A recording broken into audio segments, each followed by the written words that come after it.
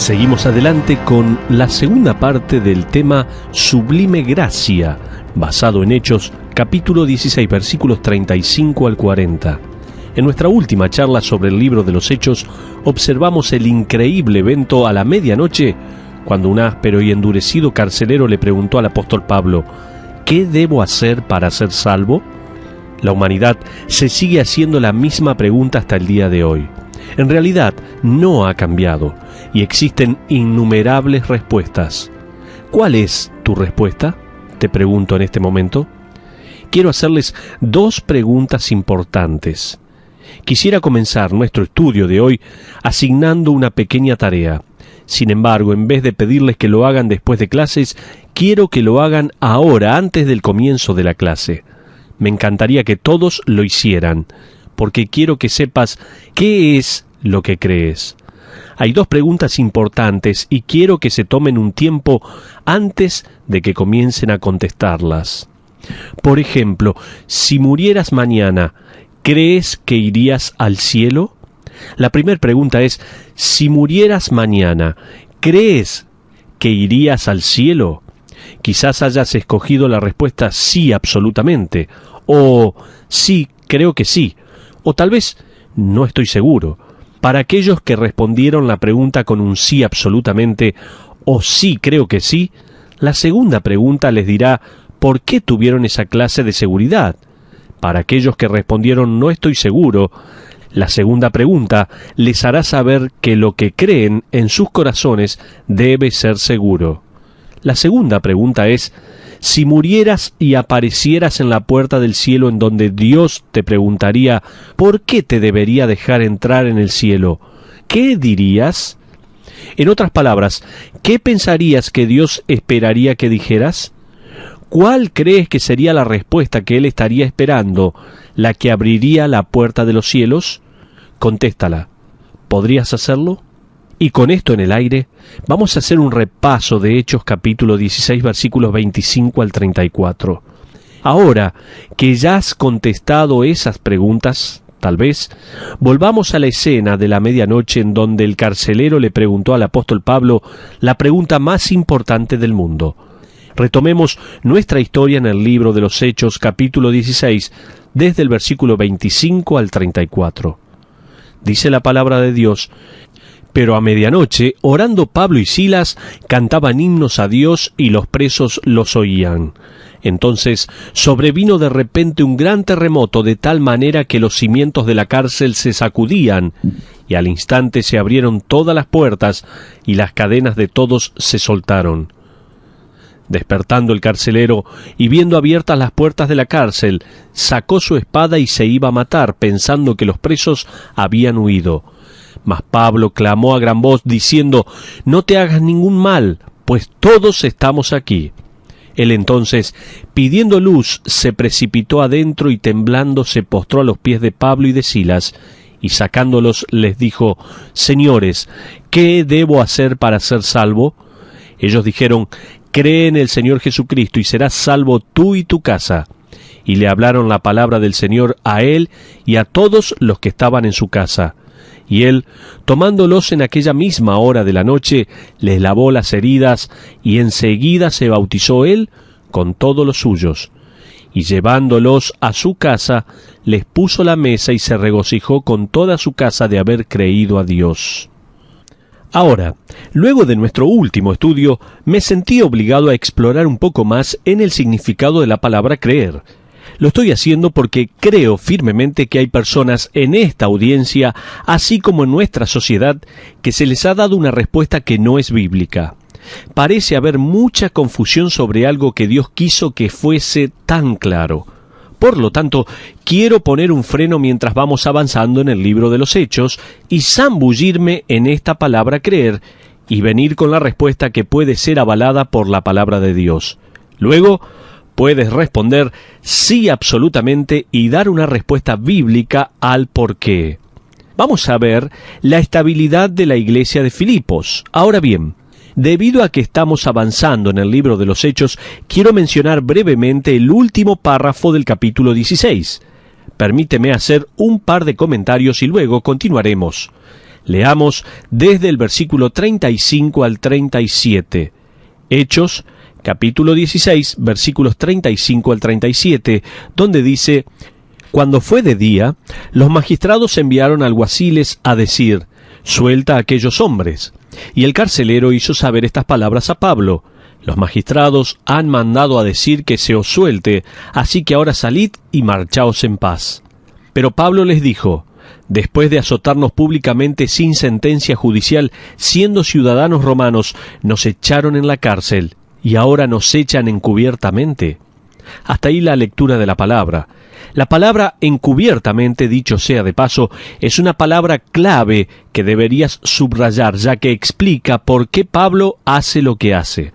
Continuemos con el resto del versículo 37, en donde Pablo dice: «No, por cierto, si no vengan ellos mismos a sacarnos». En otras palabras, dejen que vengan los magistrados y nos escolten fuera de la prisión. Continuemos desde el versículo 38 al 40, donde dice la palabra de Dios: «Y los alguaciles hicieron saber estas palabras a los magistrados, los cuales tuvieron miedo al oír que eran romanos. Y viniendo, les rogaron y sacándolos, les pidieron que salieran de la ciudad. Entonces, saliendo de la cárcel, entraron en casa de Lidia, y habiendo visto a los hermanos, los consolaron y se fueron». Pablo en estos versículos forzó la mano de los magistrados para hacer saber públicamente la inocencia de Pablo y de Silas. De hecho, los magistrados tuvieron que hacer saber públicamente que ellos habían roto la ley, no Pablo ni Silas.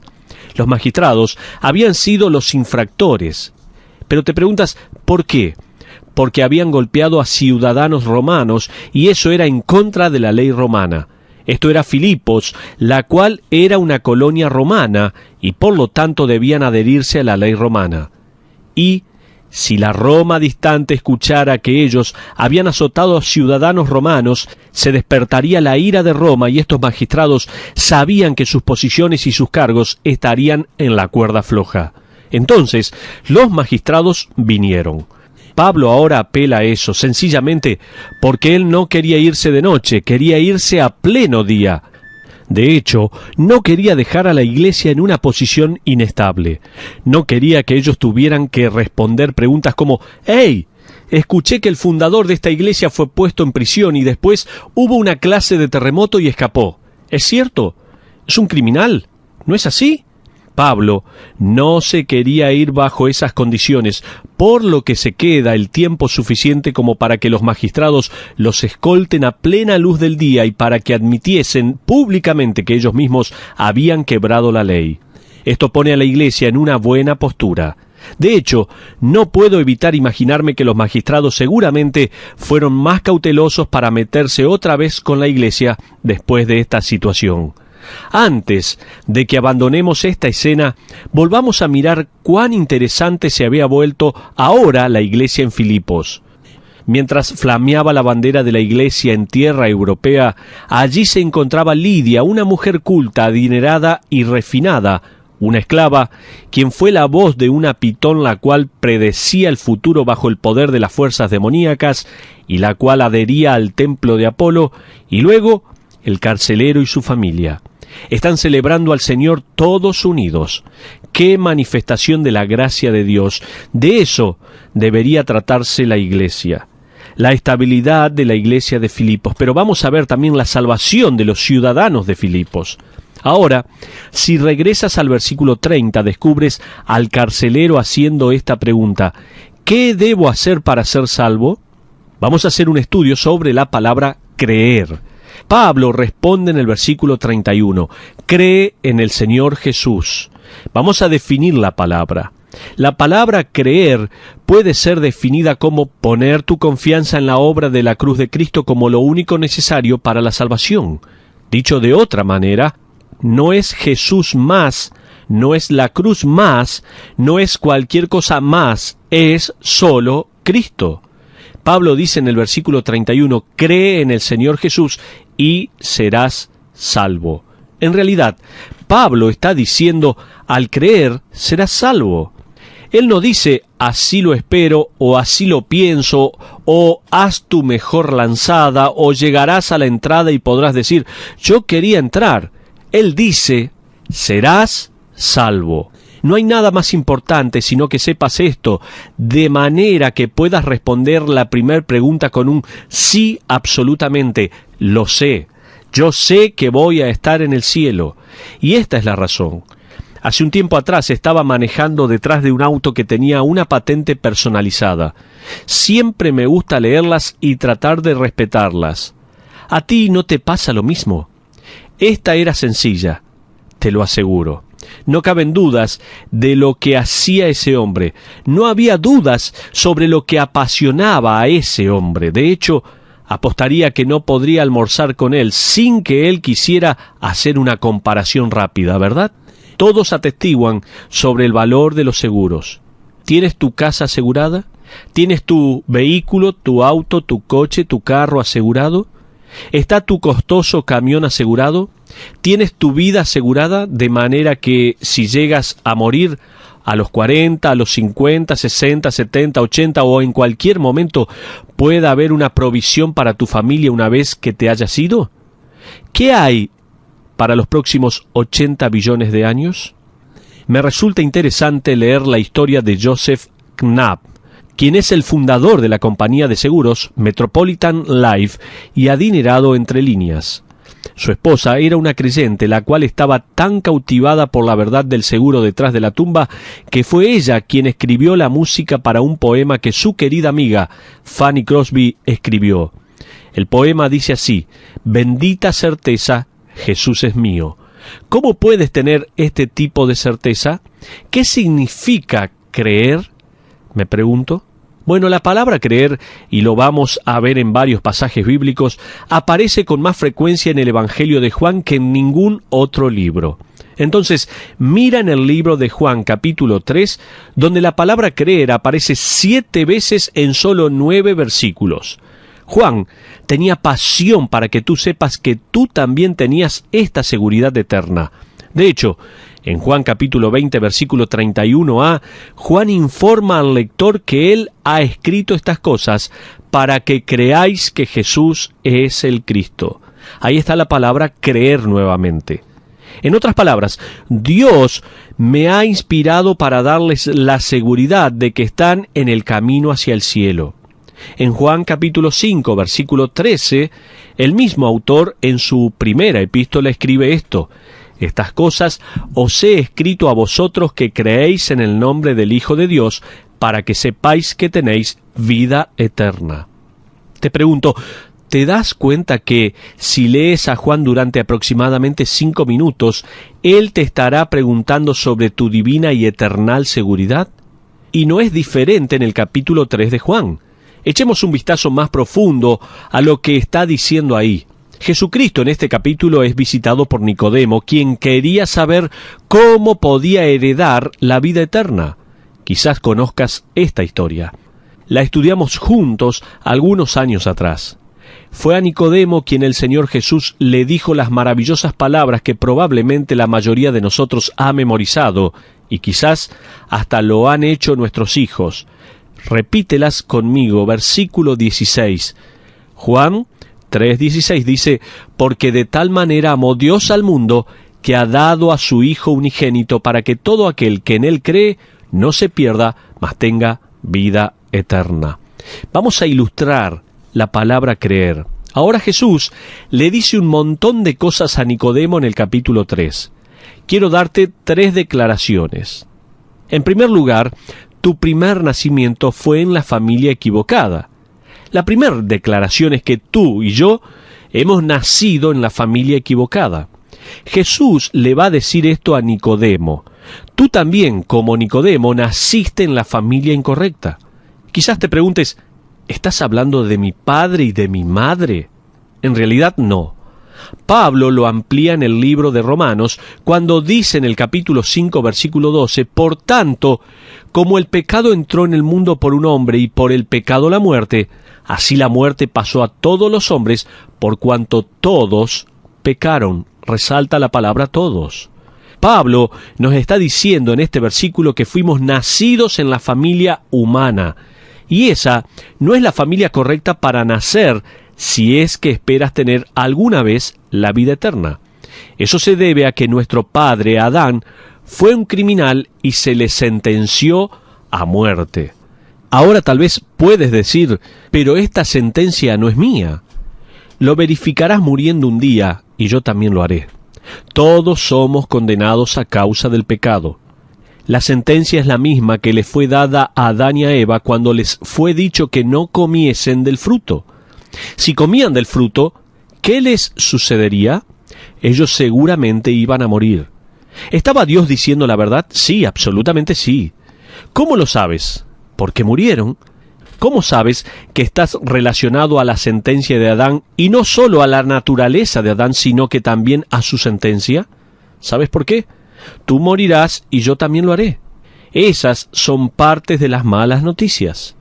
Mira de hecho a lo que Jesús dice en lo que Juan registró en el capítulo 3, versículo 17, donde dice la palabra de Dios: porque no envió Dios a su Hijo al mundo para condenar al mundo, sino para que el mundo sea salvo por él. Quizás digas, Steven, este versículo dice que Jesús no vino al mundo para condenar al mundo, entonces, ¿por qué estás siendo tan criterioso? La palabra enviar es la palabra apostelo, lo cual nos da nuestra palabra apóstol. Eso significa que Él es enviado con una misión. Le fue dado un mensaje para entregar y el mensaje no era un mensaje de juicio. ¿Por qué? Continuemos con el versículo 18 donde dice, el que en Él cree no es condenado, pero el que no cree ya ha sido condenado. En otras palabras, Jesús no trajo un mensaje de juicio al mundo porque el mundo ya estaba bajo condenación. ¿Por qué condenar a una raza humana que ya estaba condenada? El mundo necesita un Salvador. Cuando Jesús nació, su nacimiento fue anunciado a los excluidos por la sociedad, aquellos hombres que eran religiosamente impuros, los pastores. La noticia primero les fue dada a ellos como se registra en Lucas capítulo 2, versículo 11 en su primera parte, que dice que os ha nacido hoy en la ciudad de David, ¿qué nació? ¿Un juez, un maestro, un sanador, un filósofo, un moralista, el fundador de una nueva religión?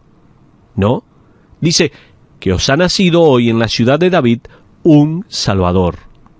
El mundo está pereciendo. Todo miembro de la raza humana morirá a menos que el rapto ocurra mientras estemos vivos. Acabaremos en nuestros cuerpos la sentencia de nuestro padre Adán. Necesitamos un Salvador. Ahora, miremos el versículo 3b de Juan capítulo 3. Juan capítulo 3, versículo 3, en donde Jesús le dice a Nicodemo, el que no naciere de nuevo no puede ver el reino de Dios. ¿Pero por qué? Porque el primer nacimiento te puso en la familia incorrecta. Por lo tanto, debes nacer otra vez, ser nacido en una nueva familia, esta vez en la familia correcta. Eso es lo que Jesús le está diciendo a Nicodemo, y eso me lleva a mí a la segunda declaración. No solamente quiero mostrarte que tu primer nacimiento fue en la familia equivocada, sino algo debe ocurrir para que vuelvas a nacer en la familia correcta. La segunda declaración es que algo debe suceder, algo debe pasar para que vuelvas a nacer en la familia correcta. Observa, por favor, en Juan capítulo 3, versículo 5, donde dice, respondió Jesús, de cierto te digo, que el que no naciere de agua y del Espíritu no puede entrar en el reino de Dios. Bueno, eso ayuda, pero también confunde. ¿Qué quiere decir por medio de agua? Los comentarios y las publicaciones cristianas tienen media docena de respuestas para esa pregunta. Algunos de ellos dicen que es una referencia al aspecto purificador del nuevo pacto, es una referencia a la purificación de la palabra, es una referencia sinónima al Espíritu Santo. Por lo tanto, Jesús está hablando sobre la misma cosa. Es una referencia hacia Juan el Bautista y a su bautismo de arrepentimiento. Otros dicen, es una referencia a la necesidad del bautismo de agua para la salvación. Y muchas otras más. Permíteme referirme brevemente a esta última opinión. Jesús no estaba enseñando que el nuevo nacimiento provenía del bautismo de agua. De hecho, el bautismo de agua del Nuevo Testamento se relaciona con la muerte, no con la vida, con la sepultura, no con el nacimiento. Jesús está hablando en este versículo sobre ser nacido nuevamente. En otras palabras, a fin de entrar en el reino necesitas nacer en otra familia. Y él da su comentario, dicho sea de paso, sobre lo que significan ese primer y ese segundo nacimiento en el versículo 6. A veces, si solo te quedas leyendo la Biblia, ésta hace comentarios por sí sola. Mira el versículo 6 en su primera parte. Lo que es nacido de la carne, carne es. Puedes hacer un círculo sobre la palabra carne. Subraya la palabra agua en el versículo 5 también. Y ahí tienes la explicación. Ese es el primer nacimiento, carnal o natural. Pero continuemos con el versículo 6, donde dice, y lo que es nacido del Espíritu, Espíritu es. Ese es el segundo nacimiento sobrenatural. Entonces, en la analogía de Jesús en estos versículos, el nacimiento carnal o natural corresponde al ser nacido del agua. Las palabras griegas de agua que aparecen en el versículo 5 son ek-udatos, lo cual podría ser traducido literalmente como fuera del agua. De hecho, es interesante que el verbo hebreo para dar nacimiento en realidad puede ser traducido en conexión con la ruptura de las membranas o del saco de las aguas o la bolsa, como comúnmente conocemos. Este último viernes mi familia y yo celebramos el 4º cumpleaños de Charit, nuestra última hija. Puedo recordar estar en la sala de preparto y luego en la de parto de esta niña, y no te aburriré con todos los detalles, pero recuerdo cuando el doctor vino y rompió, ¿qué cosa de mi mujer? Su bolsa de las aguas. Los doctores me explicaron lo que significaba romper las aguas, pero no eran lo suficientemente claros como yo quería que fuesen. Significaba dejar salir el agua de la pileta de natación. ¿Está bien? Y nadie quiere nadar en una pileta sin agua. Ese es el incentivo para que el bebé nazca. Ahora, ¿no es eso más claro de lo que te dicen los doctores? Funcionó, porque aquí vino la pequeña nadadora, la cual no tenía más agua para nadar. Por lo tanto, ese es el incentivo. Y de hecho, las contracciones comenzaron a aumentar en velocidad y en intensidad y en todo eso. Afortunadamente, Marcia, mi esposa, no me dijo nada a mí o sobre mí que pudiera comprometer mi ministerio como pastor. Por lo tanto, se los diría. Nuestra pequeña nació ek-udatos o fuera de las aguas. El versículo 5 se está refiriendo a eso. En otras palabras, debes ser nacido físicamente ek-udatos, fuera de las aguas. Eso es demasiado obvio. Todos saben que a fin de ir al cielo debes haber nacido, seguramente. Bueno, estás pensando como un buen judío. Los judíos dicen, todo lo que tengo que hacer es nacer en la familia de Abraham y estoy adentro. Jesús dice, muy bien, debes haber nacido, eso es verdad, pero ese primer nacimiento no es suficiente. Aún para los judíos tampoco. Debes nacer de nuevo en la familia de Dios. Pero déjame mostrarte la falsificación que el mundo ha producido. Siempre me ha fascinado leer y estudiar sobre otros sistemas religiosos que han buscado responder la pregunta sobre cómo volver a nacer, sobre cómo ser salvo. Y me resulta interesante que hay una gran cantidad de verdades rodeadas por un montón de jerga religiosa y un montón de otras cosas que en realidad no guían a las personas hacia el cielo, sino que desgraciadamente guían a las personas al infierno. Por ejemplo, el budismo. Mencioné al budismo en nuestro último estudio, el cual se está convirtiendo en la religión de la élite. Ahora, Hay películas sobre el budismo y las personas están citando a Buda. Es supuestamente la compasión religiosa de la tolerancia, la cual es perfecta para nuestra sociedad de hoy. El budismo también ha mencionado el tema de volver a nacer. En realidad, tienen muchos de ellos y lo llaman reencarnación. Pero también hay religiones de misterio. Los griegos, quienes vivieron antes de la época de Cristo, crearon religiones llamadas las religiones misterio. Se veían tan cerca de la verdad que sería revelada en Cristo y aún así tan lejos. Es obvio la manera en que Satanás está falsificando la verdad aún antes de que Cristo viniese. Las religiones misterio fueron creadas sobre la idea del renacimiento. De hecho, un principiante de la religión misterio era llamado como un individuo nacido 2 veces.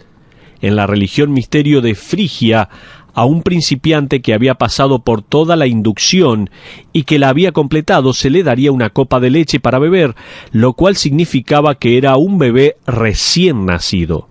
Un seguidor llamado Apuleius, un griego, pasó por la iniciación de una de las religiones misterio y luego escribió en un manuscrito que todavía tenemos en existencia.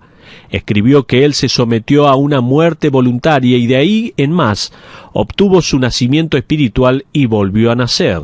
Una de las más fascinantes ceremonias de las religiones misterio era el taurobolium. En esta ceremonia, un candidato sería llevado a un foso profundo y luego la parte superior del foso sería cubierto con un fuerte enrejado. Un toro sería asesinado y sería puesto sobre el enrejado y la sangre del toro gotearía sobre el foso. El iniciante sería literalmente bañado con la sangre del toro. Emergía de ese foso y sería considerado como renacido para toda la eternidad. Ahora, ¿quién piensas que está detrás de todo ese engaño? Pero también vamos a ver la Iglesia Ortodoxa del Oriente.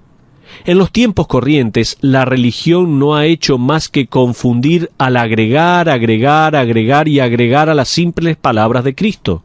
Alguien me dio un periódico la semana pasada, publicado por la Iglesia Ortodoxa griega, la cual es la versión oriental del catolicismo romano del oeste. El catolicismo romano sigue al Papa como su líder. El este cree que Roma se debería haber mudado a Constantinopla como la nueva ciudad de Dios. Ellos tienen su propio sistema religioso y sus propios patriarcas, el cual es llamado el Santísimo Patriarca Ecuménico, quien también cumple lo que hace el Papa en el oeste. Es básicamente el mismo sistema religioso. Me resultó fascinante que en el periódico había un artículo completo respondiendo a la pregunta: «Dime, Padre, ¿cuál es el camino correcto hacia la salvación?». Lo leí todo, por lo tanto, permíteme darte su respuesta. Es la liberación benéfica del hombre de su pecado y de sus consecuencias lo que contribuye su remoción eterna de la comunión con Dios. Esto se logra por la verdadera creencia en Jesús el Salvador. Hasta ahora, todo va bien. Y el cumplimiento de buenas obras. La religión se acaba de interponer allí. La pregunta en cuestión es: ¿cómo podemos ser salvos? Déjame darte una versión abreviada de su respuesta. Ellos dicen así: primero, debemos creer profundamente. Luego, a través del misterio del santo bautismo, entramos en el tiempo y en el espacio del reino de los cielos. Entonces, el sacramento del carisma dota al recientemente iluminado con los dones del Espíritu Santo. Luego, la Santa Confesión limpia, alivia y asiste al pecador. La Santa Comunión, el gran regalo de Dios hacia el hombre, nos une con Él y nos da la provisión de la vida eterna. Y el misterio de la Santa Unción nos garantiza la salvación de nuestro cuerpo y de nuestra alma. La fe correcta, las obras y la gracia de los sacramentos de la Iglesia nos guían hacia el hombre perfecto y espiritual y lo conduce a la salvación. En otras palabras, es un proceso. Y debes permanecer hasta tu última respiración, porque quizás no estés dentro si te confundes en el camino. Continúa el relato diciendo así: como dijeron los santos padres, aquellos que aman a Dios aquí y lo demuestran y dan prueba de su amor a través de las maneras, las palabras y las obras, continuarán amándolo y disfrutarán de estar a su lado.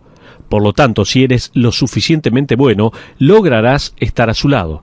Pero sigue porque este relato continúa. Entonces, nuestro estilo de vida en la tierra tiene un rol importante en nuestra salvación. No debemos depender exclusivamente de un Dios misericordioso.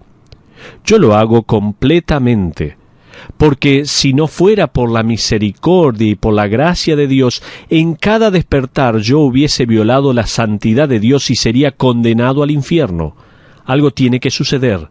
Jesús lo llama un nuevo nacimiento.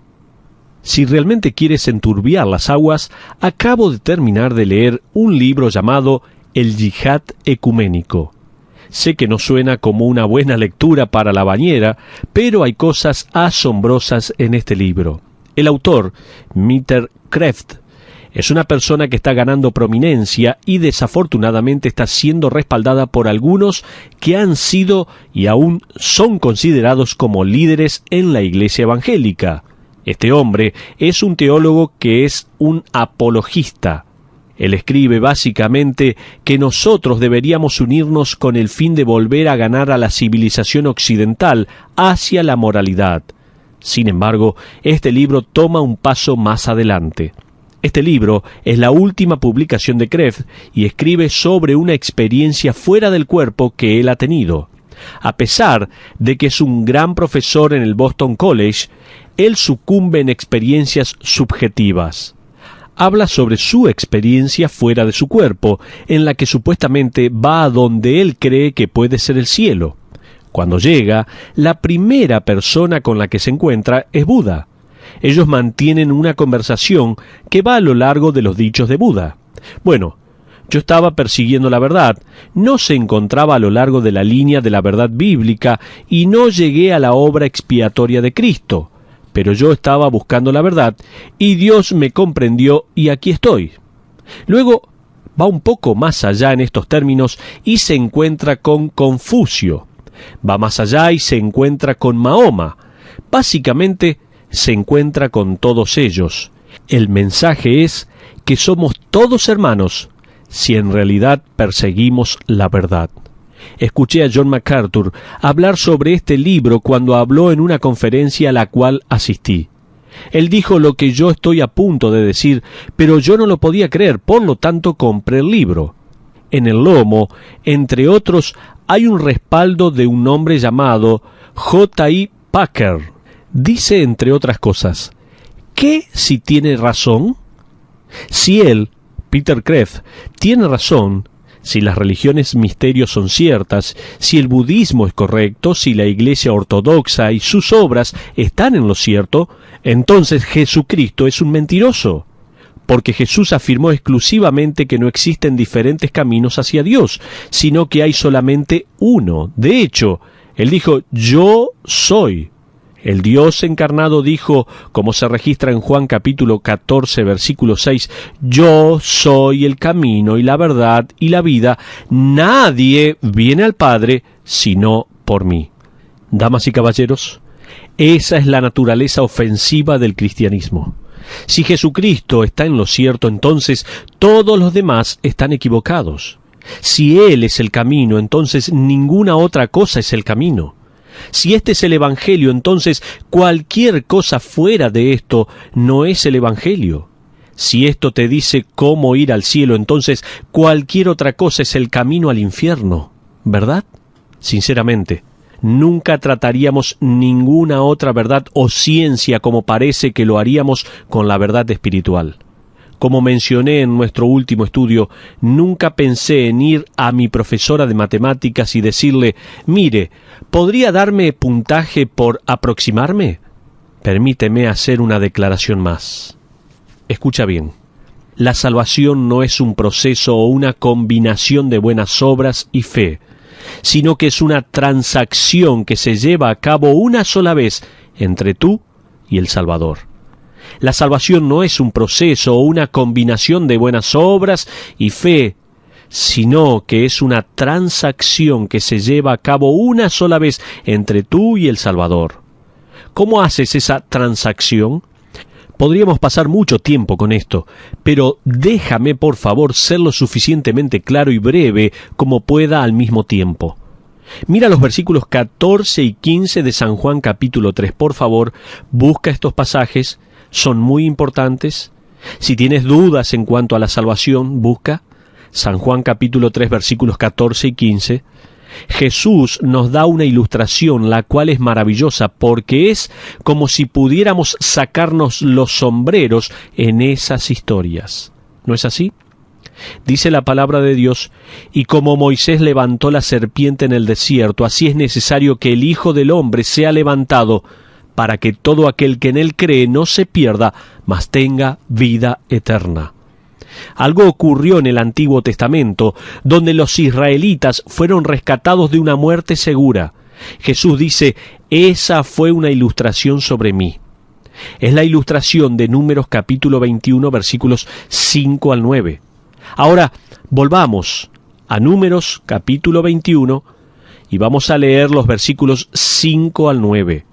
Dice la Biblia, y habló el pueblo contra Dios y contra Moisés. ¿Por qué nos hiciste subir de Egipto para que muramos en este desierto? Pues no hay pan ni agua, y nuestra alma tiene fastidio de este pan tan liviano. Y Jehová envió entre el pueblo serpientes ardientes que mordían al pueblo, y murió mucho pueblo de Israel. Entonces el pueblo vino a Moisés y dijo, hemos pecado por haber hablado contra Jehová y contra ti. Ruega a Jehová que quite de nosotros estas serpientes. Y Moisés oró por el pueblo. Y Jehová dijo a Moisés, hazte una serpiente ardiente y ponla sobre un asta, y cualquiera que fuese mordido y mirare a ella, vivirá. Y Moisés hizo una serpiente de bronce y la puso sobre un asta, y cuando alguna serpiente mordía a alguno, miraba a la serpiente de bronce y vivía.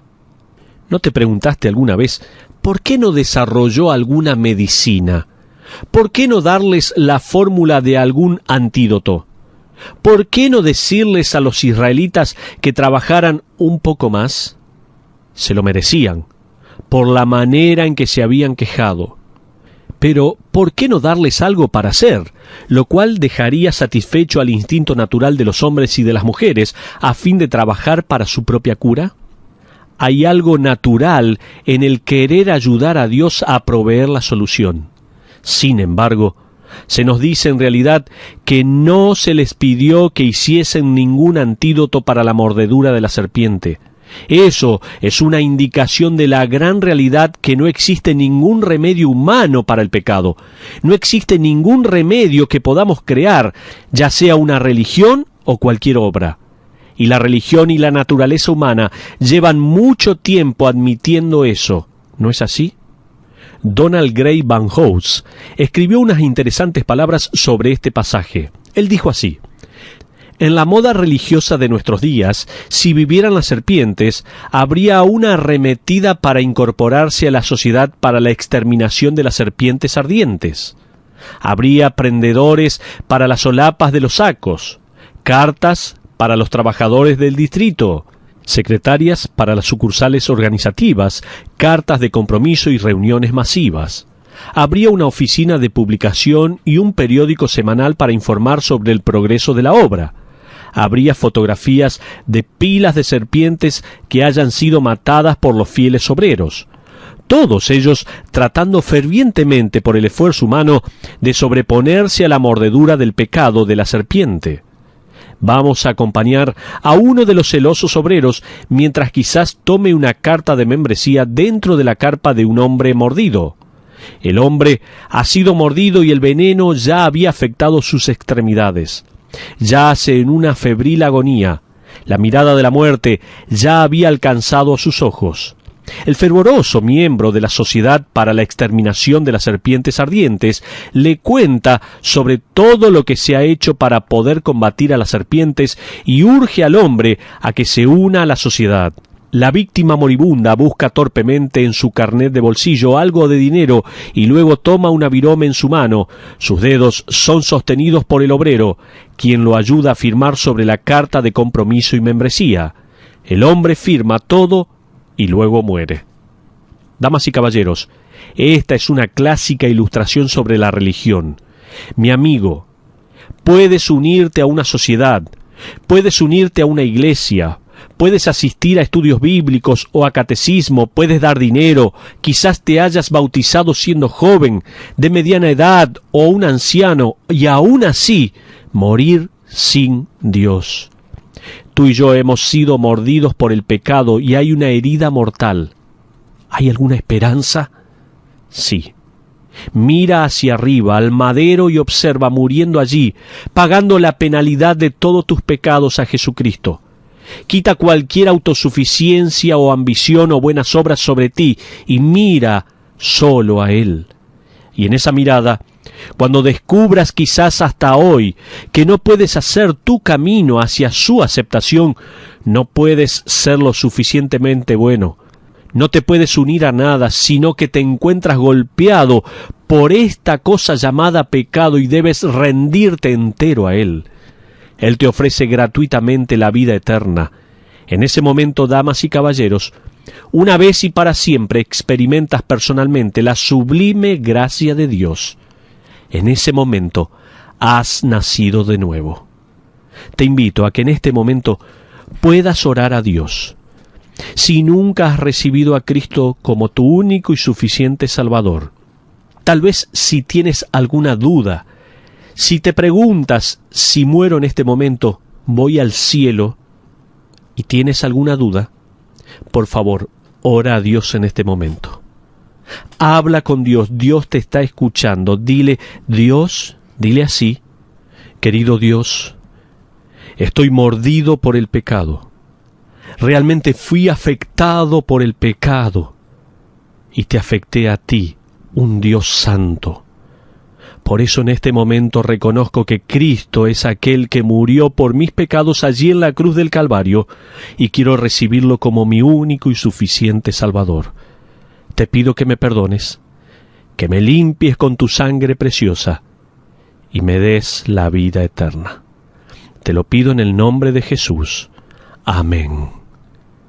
Si usted ha hecho esta oración, por favor, comuníquese con alguna iglesia, comuníquese con nosotros a través del programa de Sabiduría para el Corazón. Póngase en contacto.